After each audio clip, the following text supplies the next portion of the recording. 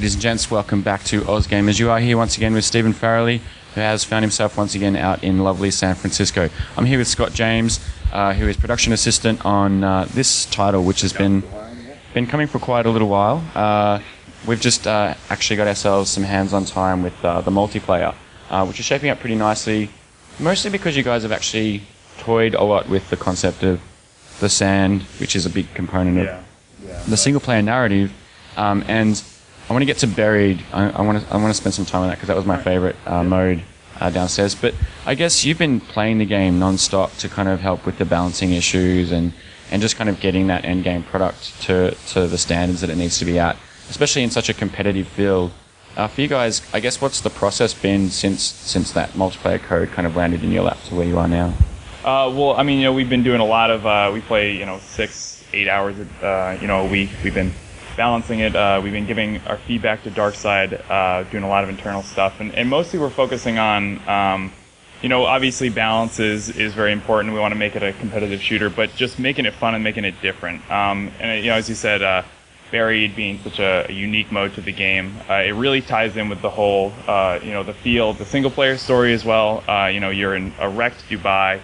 You got two factions fighting against each other for, control of the city, and really it kind of encapsulates that desperation of the you're trying to hold on to whatever you can, and the buried bases are held together with scraps of metal, and they're just one of them consumed. It was a parking garage that's been has a plane landed in it, and it's sort of you're trying to guard your stuff, and at the same time you're trying to take out the other. So it's that really cool attack defend type scenario. So as you saw, we were communicating. We were saying, oh hey, let's start out really heavy offense, but we got to have a guy back on defense. And it ties in with that really intimate squad gameplay that we have. You got to always be communicating. You got to always be using your strengths. When I was on defense, I was going scavenger because he can repair the bases a lot faster. So it really helped. And but then when we were on the Exiles, you go Breacher can do a little more damage. So it's a lot of coordinating with the team, making sure you have all the right components in place, and really working together to take down those vital points. And for a better understanding of what Buried is, make sure you guys check out my hands-on impressions. But moving forward, there's another component you just mentioned, which is there are these archetypes that you guys have in the game, and for the sort of the tactical shooter, a lot of the other ones that are released sort of don't really follow that. It's kind of more of your just base, your team red versus team blue. Yeah.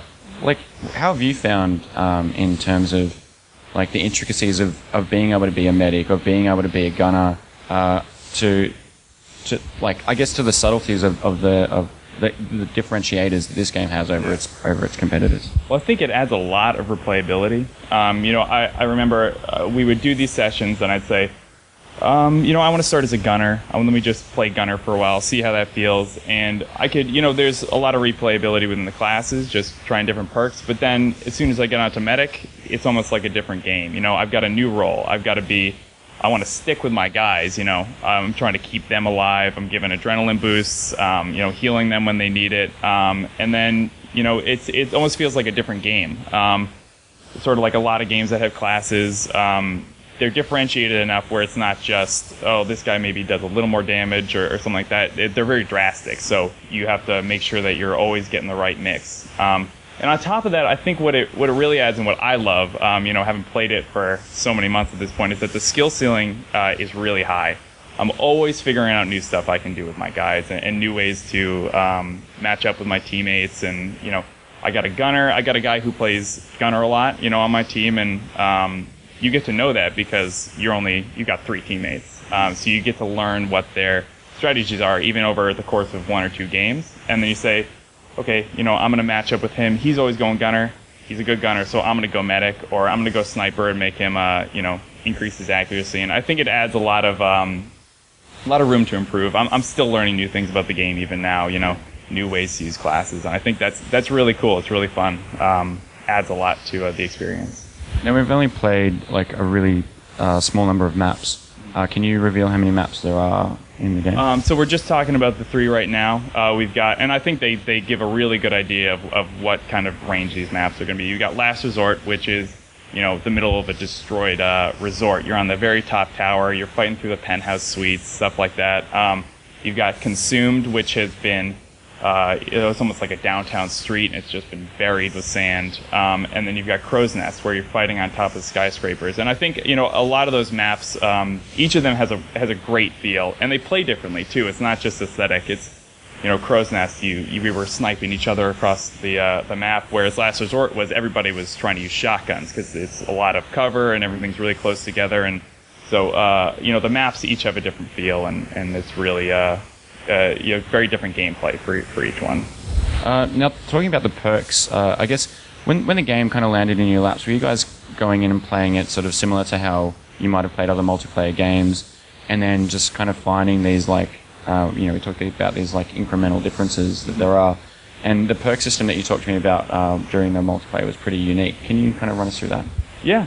So what we tried to do is we tried to create perks that weren't just going to, it's not just a trade-off. Oh, I want to do more damage, but I'm not going to get this. It was more, what perks are really going to help to augment the class abilities. So as I was showing you with the sniper, there's the covert perk that will keep crosshairs from turning red over you.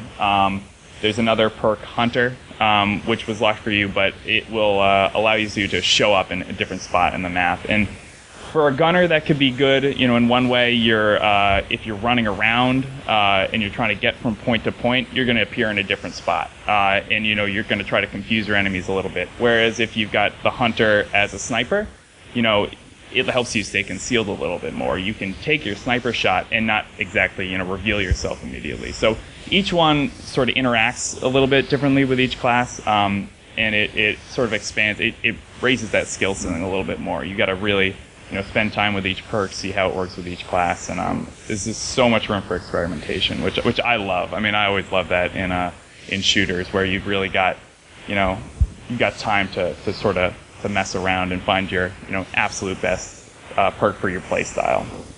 Now, we were talking to one another while playing because we're sitting in close proximity, so I wasn't really paying attention. But is there in-game voice banter? With actual characters carried over from the single player? There's not any from the single player, but there is a lot of voice chat. You can hear your guys if you're, when you were down but not out, which is where if you get shot but you don't take enough damage to kill you, you drop down to your knees and you can hit X and your character will start yelling, help me out, don't leave me here, and that will alert your teammates to that. If you throw a grenade, you'll yell grenade out, and you can sort of let everybody know that way. When you're reloading, your character will say reloading, so you can. Oh, I got to cover this guy while he's defenseless. Yeah. So there's a lot of that, and it's great video. It's really entertaining. The writer for the single player also wrote all of the banter for the multiplayer, and I actually was talking to him about it at PAX, and he was asking me about all the lines that made it in, and the ones that he liked the most. And he really it's cool. He tried to give each one a really unique character. The Breacher has this kind of crazy New York accent, whereas the snipers are sort of Southern boys. They're hunters, and you can really kind of feel the differences in the personalities. It's a lot of fun. Now, the single player, one of the big hooks is the narrative, and we did talk that there isn't a narrative component to the game, barring the stories you create for yourself. Right. Yeah. But another big element of the single player is this awesome soundtrack that you guys are being quite quiet about, but I know it's there because I've had a bit of a dabble in it. Is there any of that stuff that carries over into the multiplayer? There's no really music that plays during the multiplayer at this point. No. All right. Okay, we'll leave it there, Scott. It's looking great. Buried is such a fantastic mode. I'm really glad that you guys played around with that and created something unique for the game. And I'm hoping, will there be? Are we only dabbling in a couple of modes? Is there more modes to be announced? So we're only looking at 3 of the modes right now. There are more, but there are some more unique modes to Spec Ops that are really interesting and really fun. So. All right, no worries. Well, we can't wait to see and play more. So yeah, well done. Thanks. Cool. Thanks a lot. Cheers.